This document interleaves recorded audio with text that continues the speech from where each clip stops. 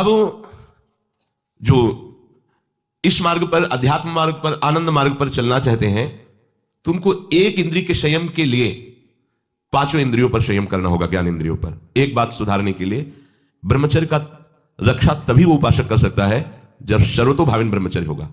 एक जनेन्द्रीय के ही ब्रह्मचर्य की पुष्टता का जब आप लक्ष्य कर लोगे तो उसकी पुष्टता के लिए आपको सर्वतोभावेन ब्रह्मचर्य धारण करना पड़ेगा। सर्वतोभावेन नेत्र का ब्रह्मचर्य, जो नेत्र किसी को भी देखकर भोग कामना कर लेते हैं, भोग बुद्धि से देखते हैं वस्तु को, व्यक्ति को, किसी को भी, ये नेत्र से व्यभिचार हो रहा है, इसीलिए सावधान रहना चाहिए।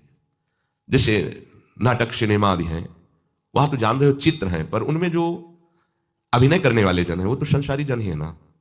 उनका पहनावा, ओढ़ावा, हाव भाव, अंग प्रत्यंग, अगर आप भगवत भाव से युक्त है तो संपूर्ण सृष्टि में कहीं भी दृष्टि जाए अपने प्रभु की भावना होती है, पर वहां तक पहुंचने के लिए आपको त्यागना होगा ना। आप किसी का अनुकरण न करें, आप अपनी स्थिति को देखें। अगर आप किसी का अनुकरण करते हैं कि हमने उनको देखा है वो टीवी देख रहे हैं, तो टीवी में क्या देख रहे हैं, कहां स्थिति है, हमें क्या पता। हमको जहां पहुंचना है उसके लिए हमारे लिए बाधक है, हमें नहीं देखना है। अगर आप माना कि कोई नाटक ही देख रहे हैं, कोई ऐसे सीरियल ही देख रहे हैं, और उसमें अभिनय करने वाले तो संसारी भोगी पुरुष ही है ना, आप कोई त्यागी जितेंद्रीय महात्मा को थोड़ी देख रहे हैं, तो उस देखने में तन्मयता आती है। जिसको हम देखते हैं उस पर हम आसक्त होते हैं, तभी तो उसका सुख दुख अनुभव होता है। देखो कोई ऐसी रोने वाली सीन आए तो रोना आ जाएगा, हंसने वाली आ जाए तो हंसना आ जाएगा, ऐसे तो उसका प्रभाव हम पर पड़ रहा है ना। तो हम किसी के अभिनय करने वाले के अंग प्रत्यंग को देख रहे हैं और वो कामुक होकर कोई काम चेष्टा कर रहा है या कोई ऐसा, वो सारा का सारा मन कवर कर रहा है आपका, और एकांत होते ही फिर जो मन अपना मनमानी करवाएगा आप नहीं सह पाएंगे। इसलिए नेत्र का ब्रह्मचर्य सबसे पहले शुरू कीजिए। आपको वो चीज नहीं देखनी, वो बात नहीं पढ़नी, वो दृश्य नहीं। श्रीमद् भागवत में वर्णन है, कोई पशु पक्षी भी मैथुन कर रहा हो, अचानक दृष्टि गई तो मानसिक प्रणाम करके दोबारा दृष्टि नहीं जानी चाहिए। इसीलिए लिखा है कि आप एक धनुष भूमि को देखकर, एक धनुष, इसमें किसी की हानि नहीं होगी, आपकी भी हानि नहीं होगी, आप एक धनुष भूमि देख करके ही चलिए। मतलब बहुत लंबी दूरी देखने की जरूरत नहीं है, बहुत दृष्टि उठा करके इधर उधर गर्दन हिलाने की जरूरत नहीं है। और जैसे कि कोई टक्कर मार सकता है, तो देखो जिनको प्रारब्धानुसार टक्कर लगनी होती है ना, वो चाहे जितनी सावधानी से चलो, वो प्रारब्ध आकर के दंड देता है। अन्यथा सीम की चाप सके को तासु बड़ रखवार रमापति जासु। आप जा रहे हो भगवत चिंतन करते हुए, तो प्रभु का नाम आपका पहरेदार अंग रक्षक है, कोई बाल भी बांका नहीं कर सकता। आपका प्रारब्ध यदि आया है, प्रभु से पास हो गया है कि आपको ये दंड मिलना चाहिए, फिर मिलेगा। आप निश्चिंत रहिए, निर्भय रहिए। प्रभु का जो विधान है वो मंगल करने वाला है। देखो इतने बड़े महापुरुष पूज्य श्री राधा बाबा, श्री आद्याशक्ति भगवती की प्रसन्नता की आराधना कर रहे हैं, क्योंकि श्री कृष्ण हमारे पति हों, इस सिद्धांत की पुष्टता के लिए। और पैर फिसल जाता है, स्नान करने जाते हैं, खड़ाऊ पहने हुए थे और अंग टूट जाता है, दवा नहीं लेते, बांस की खिपचाल बांधकर पुनः अनुष्ठान में बैठते हैं। बलिहारी ऐसी सामर्थ्य की, ये भागवतिक प्रारब्ध ऐसे महापुरुषों को भी दंड दे देता है। देखो ना, ऐसे महापुरुष जो ऐसी ऊंचाई पर पहुंचे हैं और इतने भागवत भजन में नियम निष्ठ है, उनको भी प्रारब्ध दंड दे रहा है शरीर को। तो अपने को इससे निश्चिंत हो जाना है। जो होना है उसे रोक नहीं सकते, जो नहीं होना उसे कोई कर नहीं सकता। अपने आराध्य देव के चिंतन में ज्यादा नेत्रों को इधर उधर दौड़ाने की जरूरत नहीं है। नेत्र का ब्रह्मचर्य, फिर वाणी का ब्रह्मचर्य, बहुत बड़ा प्रभाव पड़ता है इससे।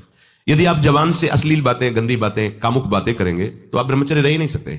अगर आप वाणी से परस्पर शरीर आकर्षण वाली बातें करेंगे, बट उसको देखा तुमने क्या, बस आप गए। चाहे वो स्त्री शरीरधारी साधक हो या पुरुष शरीरधारी, परस्पर आकर्षण संबंधी यदि वाणी खुली आपकी, तो वाणी के व्यभिचार से आपका जनेन्द्रिय का व्यभिचार प्रारंभ हो जाएगा। आप रोक नहीं सकते, नहीं रोक सकते। इसलिए वाणी से भी कोई ऐसी वार्ता ना कीजिए जिससे आपके अंदर काम वेदना बढ़े। श्रवणेन्द्रिय का, कान से गंदी बातें, व्यभिचार की बातें, कामुक बातें सुनना जिससे हमारे हृदय में कामना जग जाए, बिल्कुल नहीं। भले वो किसी को लेकर टीका टिप्पणी की जा रही हो, देखो वो साधक है, उसको हमने देखा वहां ऐसे देख रहा था, वैसे कर रहा था, वो तो आपको समझ में आ रहा है कि किसी साधक की बात करें, वो तुम्हारे नाश के लिए उपाय कर रहे हैं जो आपको ऐसी बात बता रहे हैं। क्यों? क्योंकि आप भी तो साधक हैं। श्रवणेन्द्रिय का व्यभिचार हो रहा है। आराध्य देव के सिवा और कोई बात कान से सुनना उसे व्यभिचार कहते हैं। इसलिए महाप्रभु कहते श्रवण फुटो जो अन सुनो। ऐसा हमारा अगर कान कुछ और सुने तो फूट जाए, नेत्र कुछ और देखें तो ये नेत्र नष्ट हो जाए, वाणी कुछ और बोले तो मुख हो जाए। हमारी श्रवणेन्द्रिय का व्यभिचार नहीं होना चाहिए।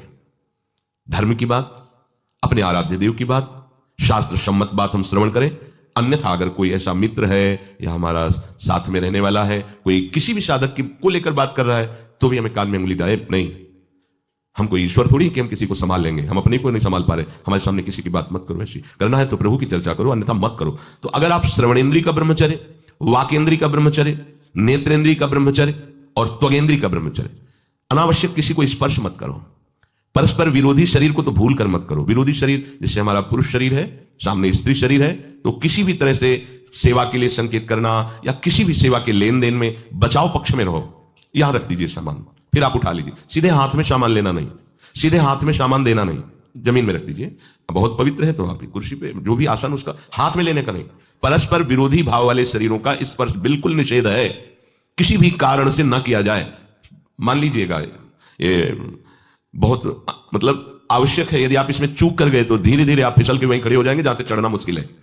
किसी भी शादिका को, किसी भी साधक को परस्पर लेन देन हाथ में नहीं करना चाहिए। मानो हमारी बात, आपको माला देनी है, चौकी पे विराजमान करो, हम उठा लेंगे। हमें कोई सामग्री, ये सामान रखिए, आप उठा लीजिएगा।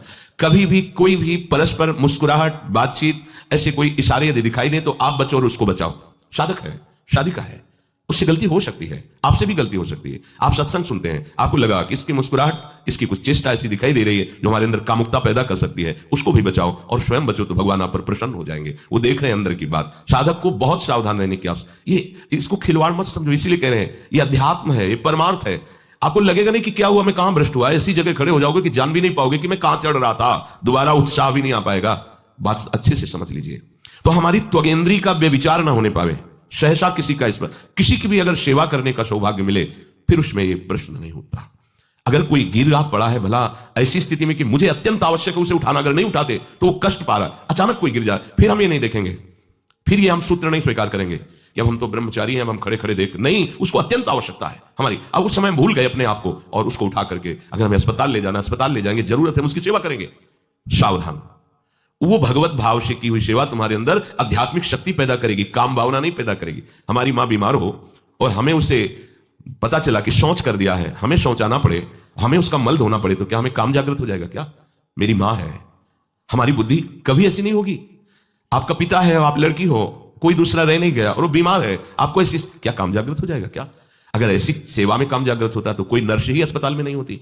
हर सेवा उसको करनी होती है, नर्स को, चाहे वो स्त्री शरीर हो चाहे पुरुष शरीर हो। परस्पर विरोधी शरीरों की सेवा पर कहीं काम थोड़ी जागृत होता है, क्योंकि उसको अपने सेवा धर्म से मतलब है। तो ये सेवा के समय इस सूत्र को न देखा जाए, पर ध्यान रखें, अत्यंत आवश्यक जहां आपके सिवा नहीं हो सकता, वहां अगर हमें ऐसा अवसर मिलता है कि सेवा उसे हो सकती है, तो हम पहले उसे प्रेरित करेंगे। और अगर ऐसा है कि अब कोई नहीं है, फिर हमारा परम धर्म जागृत हो जाता है परहित का। अगर हमारा कोई निंदा भी करे, कोई शरीर की भी हानि हो जाए, अब हम परवाह नहीं करते। परहित शरीर से धर्म नहीं भाई, इससे बड़ा कोई धर्म नहीं है। पर ध्यान रखें, भगवान को साक्षी करके ये उस समय की बात है जहां बिल्कुल कोई अब गुंजाइश नहीं रह गई है। त्वगेंद्री को ऐसे सहसा किसी आप पुरुष शरीरधारी पुरुष को भी सहसा, इससे आप में शक्ति जागृत होगी। यदि आप वाणी को मौन रखते हैं, भगवान नाम जप करते हैं और सत्य बोलते हैं, तो आप जब कभी जो कुछ भी बोलेंगे वैसा ही सत्य होगा। गांधारी जी ने कोई तप नहीं किया था। जब सुना कि मेरा ब्याह धृतराष्ट्र से हो रहा है, जो बाह्य नेत्र रहित है, उसी समय पट्टी बांध ली कि जब मेरा पति संसार को नहीं देख सकता तो मैं भी संसार को नहीं देखूं। जब मेरा पति मेरे रूप को नहीं देख सकता तो मैं भी किसी के रूप को नहीं देख, पट्टी बांध ली थी। जब महाभारत का युद्ध चल रहा था, बड़े बड़े वीरों को मार गिराया जा रहा था, गांधारी ने दुर्योधन से कहा, सुन, मुझे पता है कि भीम की गदा को तू झेल नहीं पाएगा, क्योंकि सबसे बड़ी बात भगवान का वरद हस्त उनके ऊपर है। दूसरी बात, वो पवन पुत्र है, वो जब अपने आवेश में आ जाएगा तो तेरी सामर्थ्य नहीं कि उसकी गदा के प्रहार को तू सह सके, पर मैं तुझे शक्ति प्रदान करूंगी। मैं एक पतिव्रता हूं, आज तक कभी पति का वरण करने के बाद कुछ देखा नहीं है। मैं अपने नेत्रों की पट्टी खोलूंगी, तू नग्न होकर मेरे सामने आ जाना। मेरी दृष्टि पड़ते ही वज्र का शरीर तेरा हो जाएगा, किसी की सामर्थ्य नहीं कि तेरे संगों को तोड़ सके। भगवान सब कुछ जानने वाले हैं। भगवान भक्त पक्षपाती होते हैं। भगवान का स्वभाव भक्त का पक्षपात लेना होता है। वो अपने महल से कॉरिडोर से जा रहा था गांधारी जी के पास, भगवान आ गए झट से, तो तुरंत उसने हाथ ऐसे लगा लिया, मुझे शर्म आनी चाहिए यार। तो हस्तिनापुर के सम्राट पद पर अभिषिक्त होने के लिए तैयारी कर रहा है, नंगे घूम रहा है गली में। उसने कहा, गली में नहीं, मां के सामने जा रहा है। अरे कोई बच्चा है, ऐसे जाया जाता है मां के सामने? उसने कहा, मां ने कहा है कि हम पट्टी खोलकर तुम्हें देख लेंगे तो तुम्हारा शरीर बच का, चलो माना, मां की आज्ञा का पालन करो, तो थोड़ा इन अंगों को तो ढक लो, तुम तो बड़े हो, कोई बच्चे थोड़ी मां के सामने ऐसे चले जाओगे, ढकना चाहिए तुम्हें। वापस कर दिया। वो यहां ऐसे पत्तों से ढका, वस्त्र नहीं पहना, मां की आज्ञा, ऐसे पत्ते से, ऐसे कमर से ऐसे ढक लिया, पीछे आगे ऐसे। गांधारी जी ने पट्टी खोली और जे ही देखा पूरा शरीर वज्र का हो। तो ये क्या किया तूने, कमर में क्यों बांध लिया? बोले शर्म लगती थी। कैसे आपके? बोले यहीं से मारा जाएगा। भीम की गदा का प्रहार तेरी सी जंघा और कमर को तोड़ देगा, तेरी मृत्यु मान गई। प्रभु के विधान के आगे किसी का बल काम नहीं करता। गांधारी, ये केवल आंख में पट्टी बांधने की सामर्थ्य थी कि मेरा पति यदि अंधा है तो मैं भी किसी रूप को नहीं देखूंगी। अगर आप वाणी में संयम में रहते हैं ना, वो और भजन करते हैं और सत्य बोलते हैं, तो आप जो बोलेंगे वही होगा। पर ऐसा कुछ अनर्थ वो बोलता ही नहीं, क्योंकि ऐसा संयमी जान जाता है कि इन सब का फल भगवत प्राप्ति है, किसी को कष्ट देना नहीं है।